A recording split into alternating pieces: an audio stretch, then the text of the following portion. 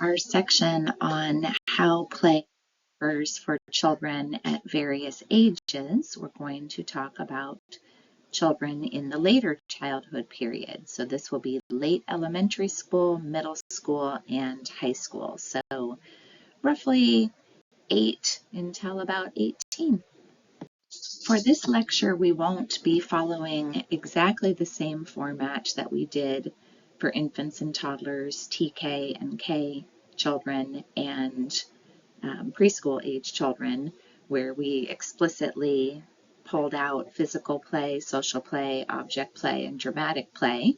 So we will be talking about physical play on this slide, but then object play and social play and dramatic play will be kind of intermixed on the slides rather than pulled out so explicitly, because play is changing and not kind of showing the exact same forms that it did in the earlier developmental periods. But we will be touching on all of those things just in a slightly different format this go around. So let's talk about physical play first. So for physical play, what's really important for us to know is that whether children are being physically active or not, and oftentimes as children get older, their natural inclination to engage in physical activity may decline, but it is important at all of the ages related to elementary school, middle school, and high school. And so children should still be engaging in 60 minutes or more of moderate to vigorous physical activity daily. Sometimes when I was at a high school the other day and watched children very slowly, teenagers very slowly walking around the track, that is not moderate to vigorous physical activity. And I know that a lot of times, particularly teens, don't get a lot of opportunity to be physical other than sports teams or PE classes, and often in PE classes there's a lot of meandering, moving slowly. Even on sports teams you might be waiting for your turn to do a particular activity. So really important for kids to still be getting that physical activity, even though it may be harder to kind of nudge them in that direction. And that should basically consist of aerobic physical activity. So that means where your heart rate is getting up. So again, not a walk, not even, weightlifting and those kinds of things are good for our bodies. That would be muscle strengthening activities, but it should be aerobic so that your heart rate is getting up past its normal resting heart rate and really getting that body moving. And then you can see with muscle strengthening activities, like things like weightlifting, that should be at least 3 days a week. And then bone strengthening, which is kind of like an impact on your body. So like jump roping is an example of a bone strengthening activity where you're like kind of putting force on your body. That should happen 3 days a week. And if you want to check out more about what physical activity should look like for older children, I'd recommend that you take a look at the CDC guidelines in the link provided at the bottom. So let's talk about school-age children first, and then we will talk about adolescents second. So with school-age children, we're talking about like 7 to 12, and then for our adolescents, 13 to 18. So we'll get to them in just a minute. So this is sort of our object play slide, even though it doesn't look obviously like that, but it is related to things that school-age children find pleasing. Some of it is social, related to Erik Erikson, and some of it is related to Piaget. So the first bullet is kind of our Piaget reference, that children of this age have a need for order. So they are now, they've moved past sensory motor development, and they've moved past pre-operational, and now they're in concrete operations. So children in concrete operations, they still like to have real objects and activities that help them understand the concepts and things about the world that they're learning, but they are able to think symbolically. They're able to solve problems in their head. They are able to not get fooled by the way that things look. So they are able to do those conservation tasks because they now understand that just because something looks different doesn't mean that the actual thing that itself has changed. So there's a lot of thinking abilities that children in school age now have that they didn't have before. With regard to social things, and in particular Erik Erikson and his stages, children at this age are very interested in peers and belonging, and although their parents are still important at this age, they really are starting to shift over to the importance of their peers and time spent with peers. So they really like to hang out with their friends and socialize, and recess may be their favorite and most important part of school. Sometimes peer groups are starting to be exclusive, so they may be gender exclusive, they may be exclusive related to particular traits or characteristics that certain children have, so big shift towards peer engagement here. With regard specifically to Erikson, children have a need for industry. So this means that children want to do things and they want to do them well and they want to be good at things and they will practice a lot at whatever they're interested in and they'll work very hard at it and they'll spend a lot of time with it because this is an important desire of kids at this particular age. So based on those general characteristics, what does the play of school-age children look like? So it's not that they don't ever do symbolic play, but we do see a decline in symbolic play at this age. So they may still be using like miniatures, like that active agent. So they may play with Barbies or action figures or those kinds of things, but they're less likely to personally dress up and go over to the housekeeping area and play house or play auto shop or whatever thing that you've set up in the classroom. So it's not that they're not interested in symbolic play, but it's shifting more to miniature play, and then they might be in little school plays or join community theater or find those kinds of things enjoyable. But definitely once kids get to about third grade and beyond, we're seeing a movement away from dramatic play sort of in that preschool kind of more traditional sense to different ways of thinking symbolically and engaging in symbolic play. Part of this shift is also towards games with rules. So remember we said that children have a hard time with games with rules, particularly things like board games and sports, until they're about 6 or 7. But once kids get to about 7, then that type of play escalates greatly, and that might be video games, it might be board games, again, sports where there are rules that must be played to be able to participate in that particular sport. So those are the kinds of shifts that we see there. They really like science. They like to experiment with things. They like to use new materials and see what they can be used for. I remember at this age, some of my favorite things were learning to sew with the sewing machine. I had a rock tumbler, so I could take rocks and tumble them and then make jewelry and things out of them. We had one of those boards where you can like put together electronics and see what can light up. So lots of things related to science and experiments. You can see the potato things here, you know, growing plants out of things that you wouldn't think that you can grow plants out of and making potatoes into batteries. This is why science fairs are so popular for kids of this age. More interested now in product over process. So if you remember before, we talked about our little ones being more worried about process. So just the act of engaging in something rather than exactly what is going to be the result of that, what creation you're going to end up with. So much more interested in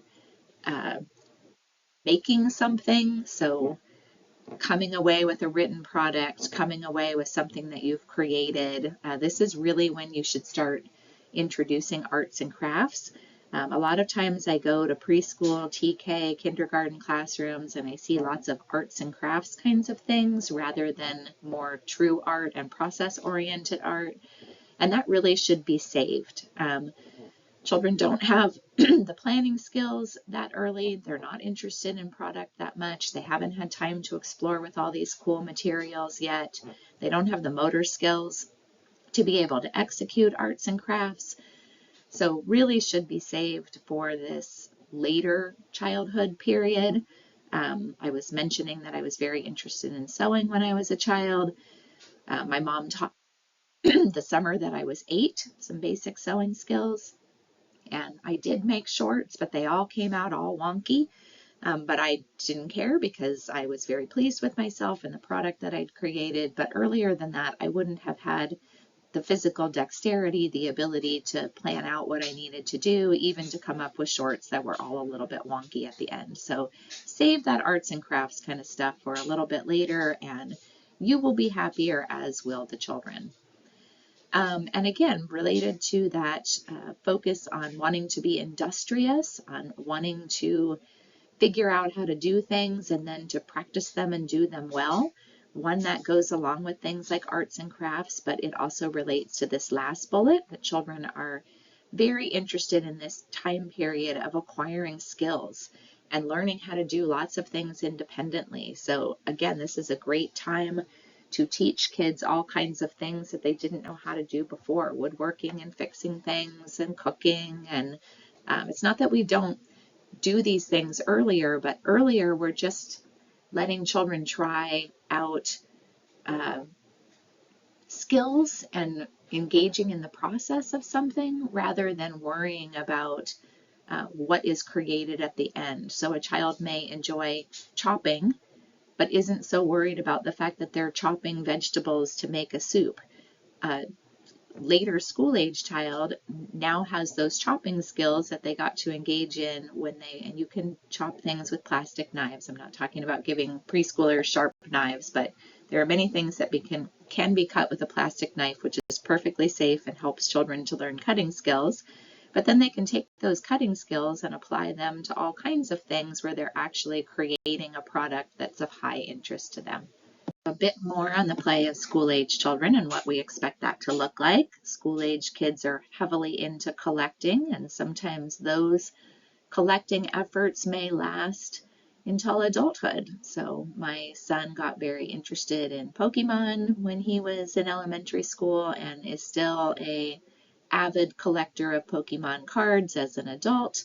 But this is sort of the beginning of that interest in collecting, trading, a high interest in learning about new things. We spent a lot of time camping when my kids were little, and we always did the junior ranger programs at the national parks, and my kids were fascinated by all the cool stuff that they were learning about the places we were visiting and history. It's a wonderful time, honestly, to be a teacher because kids are so highly interested in learning about the world around them. They also have basic reading, writing, and math skills, so that you're not teaching them to read and teaching them to do math, but they're able to use reading and writing and math to explore the world around them, which is a really wonderful shift for those of you who are interested in teaching older children. They do really like order. They become very rule-oriented, so the reason that children enjoy games with rules is because rules are important to them. They like to make sure that everybody's following the rules. They often will tattle or tell on people who don't follow the rules. They spend a lot of time discussing and negotiating the rules. Who's going to do what? How is it going to work? How should it work? This person didn't follow the rules. This person was supposed to do this and they did not. So heavy, heavy emphasis on rule following. Again, I talked about previously with this ability to participate in rules and this interest in mastering things also allows sports to become an important part of later childhood, and then we'll continue into adolescence.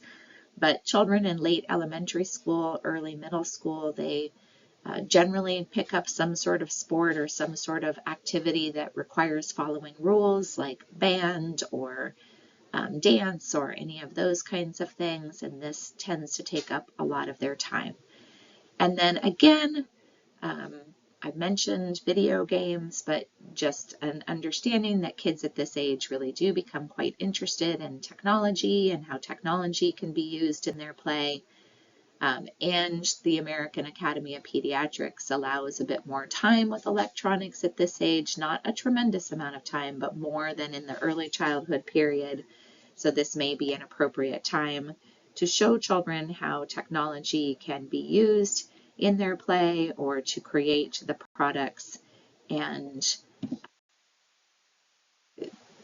things of industriousness that they would like to create. So to wrap up our school-age children before we move on to adolescence, let's talk a little bit more specifically about their social characteristics. So again, because they understand rules and are interested in rules and enjoy activities and opportunities that are rule-based, they are able to generally follow the rules or take turns when they're doing things with other children, which makes them good, effective play partners. This is where it becomes a bit more obvious too, related to children who maybe are still struggling in that social arena and aren't so good at sharing and taking turns and following the rules, because they do tend to struggle more socially, because kids at this age are generally good at those things and they appreciate play partners who are also good at those things as well. They can do simple chores, so they're very helpful. They have good skills in being able to do chores. I would definitely encourage children with helping behaviors earlier, but maybe not assign them actual chores where they're expected to do a particular task every week or what have you until they get more to this age. They are very eager to please. As much as they're interested in peers, they also still care deeply about adults, particularly adults who like them and care about them back. And if you can continue to build good relationships with children, then they will be quite interested in meeting your expectations and trying to please you with their efforts and abilities and things that they're working on. Now, that said, they do like to be first and they do like to win. So sometimes they struggle a little bit when they lose or when things don't go the way that they have planned. So they are getting older, but they are still young and still have some things to learn about the world. To jump to the last bullet on this page, again, they do like to spend a lot of time with peers, but this is also an age where they start to become more easily influenced by their peers, because as much as they want to please adults, they also very much want to please their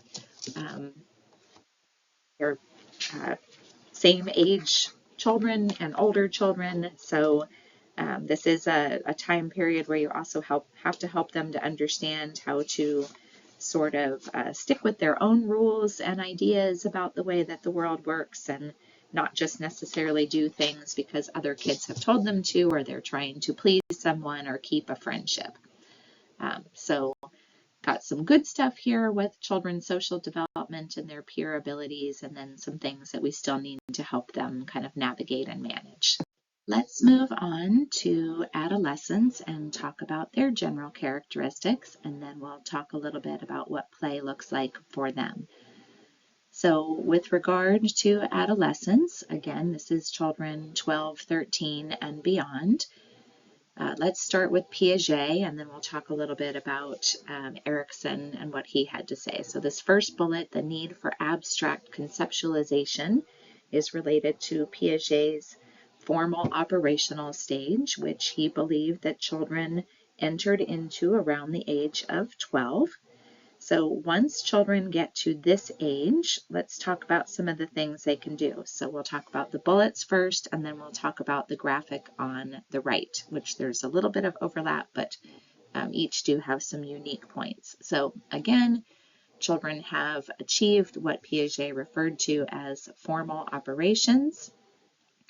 This means that they can think entirely in their head. They do not need to have real objects any longer. So if you remember from our school-age children, they can think in their head, but that is aided by use of real tangible objects. So adolescents, on the other hand, are able to just think in their heads, even if no real objects are present to manipulate.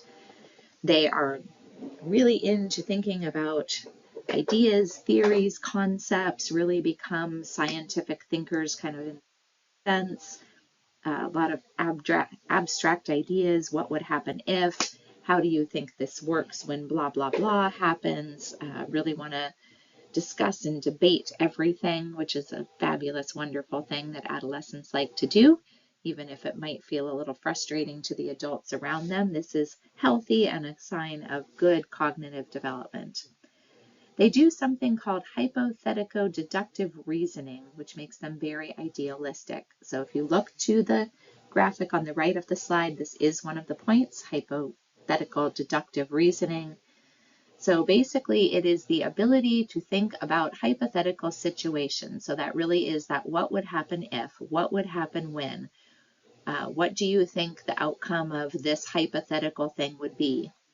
What if I sent a letter to so-and-so telling them that I like them? What would happen if I did that? What would be the hypothetical outcome of this particular thing? The idealism part is what would happen if we all chose to love each other instead of fight and argue about things? What if there wasn't any war, right? So really being able to think like, what could the world be like if we could do better, which is a beautiful thing about adolescence. Some less positive things on the bullets is this notion of the imaginary audience and personal fables. So the imaginary audience is the belief that everyone is looking at you, which unfortunately for teenagers can be a reality because everyone really is paying attention to everyone else and paying attention to that wrinkle in your clothes and the spot on your jeans and the acne that has suddenly emerged overnight. So they are kind of hyper focused on other people looking at them and thinking about them and noticing them, but it is kind of a real aspect of adolescence also. The personal fable is the belief that nothing bad will happen to me. I think sometimes we think like, don't you see that drinking and driving is bad because you can see that people die? They do see that people die. They do understand that bad things can happen when you're drinking, but they also have a hard time conceptualizing how that could actually apply to themselves. So there's kind of this notion that that happens to other people, not to me, which unfortunately, combined with a lot of brain development things that are not really the purview of this class, make it hard for them to make rational decisions. So to move over to the graphic to tackle those few things that we haven't tackled yet, children in this formal operation stage also can engage in metacognition. So it's thinking about your own thinking. So thinking about, I was thinking this, and what does that mean? Or I was thinking this, is this a good way to be thinking? I was thinking this, could I think different thoughts? Which is really high level, very abstract kind of thinking, to be able to think about your own thinking. Reflect on your own mind, so to speak. Proportional reasoning. So this is something kind of mathematical, not really so much the purview of us, but I'll just briefly touch on it. So being able to think about numbers in ways that children weren't able to think about them before. So comparing numbers, understanding ratios related to numbers, so much greater mathematical abilities at this age. And then probabilistic reasoning. So this is the ability, so when you're doing that hypothetical deductive reasoning, to think about lots of different outcomes and possibilities, and then think about if I did any one of those things, what would the likely outcome be? So this is a really big shift from like trial and error, and I'm just going to try something out and see what happens and see if it works. This is, I'm going to mentally think through all the possible options for how I could navigate or handle a situation and think about what the probabilistic outcome of those strategies is, and then determine which one might be the best fit for me to use. So lots and lots of cool stuff happening at the thinking level. With relationship to more social things, this would be Erik Erikson and his stages of development. Children at this age are seeking their own personal identity. So this is a huge part of adolescence, is trying to figure out who you are, who you want to be. how you're going to be different from the people in your family or potentially even your friends. So this occupies a large amount of adolescent time, this search for a personal identity.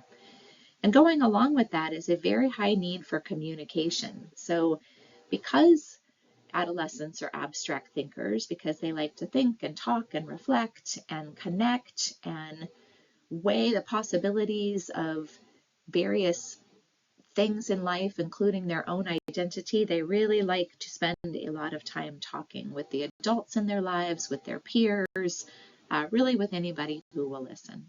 What does play for adolescents look like? So play in adolescence isn't looking so much like the traditional play of children in early childhood or even later school age children. It really is having much more of a shift, because adolescents don't play as much as they engage in leisure activities with each other.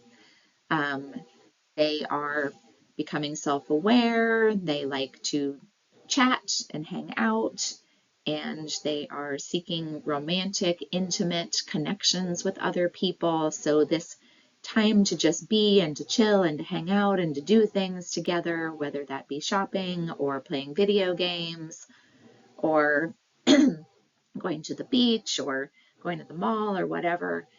This is more important than play kind of in that true sense. So play really becomes about communication and talking and spending time together.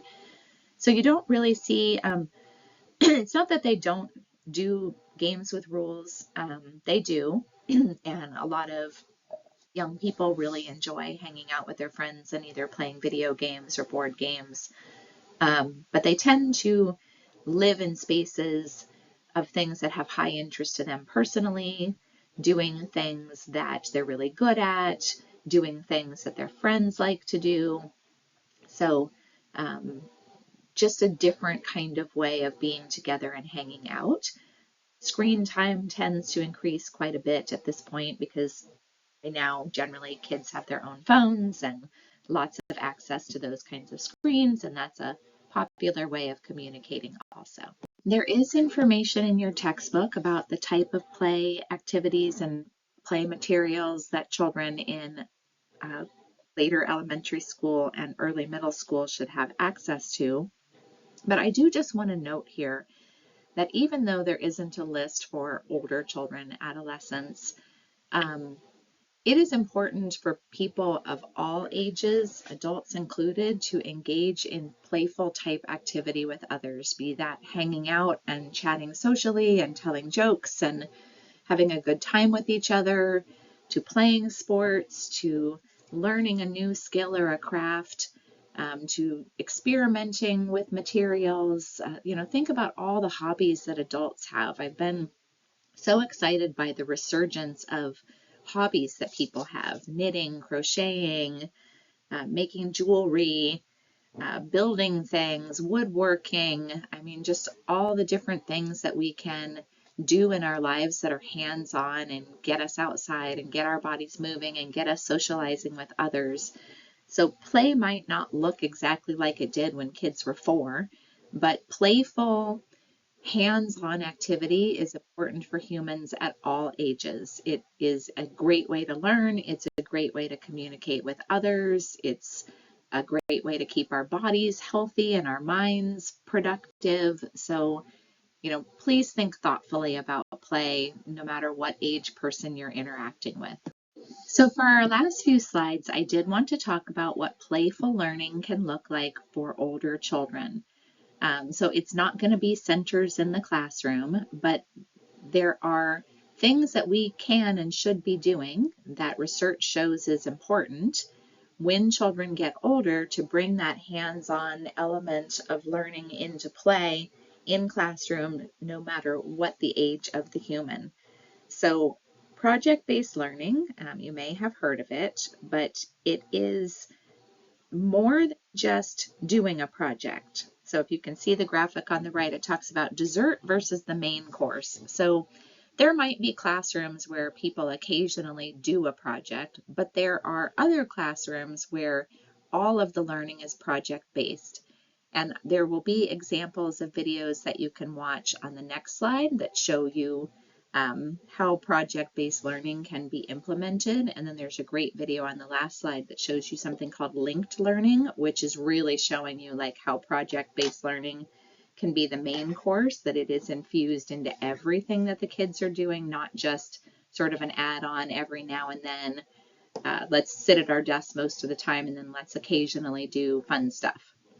So this is a method of instruction that gets at all the academic subjects that children need through doing hands-on activities and solving real-world problems. And this is the thing.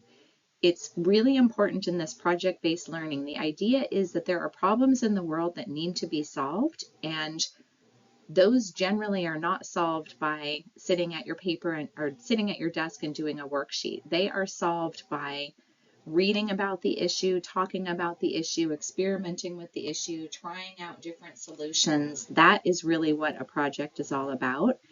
So the students should become more in charge. What's the issue? What's the thing we need to solve? So I was reading one time about a project that some kids were doing at their school. They had chickens, and they were struggling because where they needed to house the chickens on their campus, they were getting too hot and they were running out of water when the school day was over, when the kids weren't there. So they had to work together to devise a way to alter the coop to make sure that the chickens were having ample shade and that they had access to water even when nobody was on campus. And so the kids had to solve this real world problem by going and reading information about coop design and then trying out different strategies and solutions until eventually the students, with the help of the teacher, not the direction of the teacher, were able to come up with the solution to this particular issue. And another big part of this is helping children to use technology and tools, not just for social media and things like that, but how do real scientists and problem solvers in the world use these tools? Because we talked previously about how play can be good for helping children to get these 21st century skills. If you don't give children access to tools and technology and show them how it works to solve problems, they're not going to be ready with the skills that they need to be competitive somewhere down the line in college and in the workforce. So the dessert, an add-on to the traditional instruction, or just something extra for fun, but not really the main event. Following the direction of the teacher, focused only on the product, not process or the thinking about how do you get to where you want to get. Often unrelated to the standards and the skills. Again, just something fun and add-on, but not really the true meat of what you're trying to teach children and help them accomplish.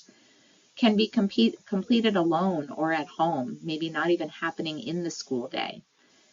Only remains in the school world. So we really want to have those homeschool connections. We don't want to just have one or the other. And then the end result is just something cute to display in the classroom on a bulletin board. Versus main course project-based learning. Instruction is integrated into the project. So what you're trying to teach children about science or social studies or reading or math is the project, not you're doing that and then you're doing a fun project just to reward children for the things that they learned through the worksheets and that you directly taught them. Driven by student inquiry. You're doing a project because there's a question that children want to have answered, and you're helping them to answer that question through experimentation and exploration. Focused on product, but also process. How do we get there? What creative skills do we need to employ to solve the thing that we want to solve? Goes along with academic standards. It is the way that you're getting at the academic standards and benchmarks that children need to acquire, not just the gravy on top at the end of the hard work that you've been doing. Collaboration with the teacher, with the other students, in-class guidance is something that can be brought out into the real world or shared with families in a meaningful way. And then you're sharing it in a way that's more public. So in the last slide, I was saying that you're going to see an example of something called linked learning. And in that video, the students at this high school are working on a clean air vehicle. And one of their things is to present their idea for a clean air vehicle to a stakeholder audience. So they're not just doing it in the abstract, they're working on all of this so that they can actually share it out with people who matter, who might be able to have their ideas be implemented somewhere down the line. So this slide has a couple of examples of project-based learning. Obviously, you don't really get to see if this is like the whole shebang, if this really is the main course or if it's just the dessert, but it gives you kind of an idea of how project-based learning can look in a classroom. And I've given you both an elementary school and a middle school example, since in this lecture we're covering late elementary school, middle school, and high school. And then finally, here's an example of something called linked learning. So linked learning is project-based learning. It's just showing you how project-based learning can happen at the high school level, because often in high school, we're going to, and middle school as well, we're going to different classes with different subjects and none of them talk to each other. And even if your science teacher and your social studies teacher are doing project-based learning, there's a good chance that they're not talking to each other at all, and the projects they're focusing on have nothing to do with each other. So linked learning is taking project-based learning and like accelerating it. It's saying that in every class, whatever project the students are working on, it's going to cut across all of the different classes, not just be confined to one class. So again, the example I'm showing you is on creating a clean energy vehicle, and this is what they're focusing on in math and writing and social studies and all of the different subjects that the kids have. So this project is cutting across the entire school day and across time as well. So you can see some good points about linked learning. So it can build relationships between teachers and students. It brings that beautiful child-centered, hands-on facilitated learning that we do in early childhood into older children's lives. It utilizes cooperation, problem solving, all the good stuff that adolescents are able to do. Those beautiful, wonderful thinking skills they have are coming to fruition and being used, not just something that they can do, but something that they are encouraged and expected to do in the most deep thinking, wonderful ways. It also encourages graduated learning. So a big thing about Common Core, which is the standards that we now use in the K through 12 system. The idea of Common Core is that every year you're building on skills, that you start with like the smallest level of the skill and then across time you're building.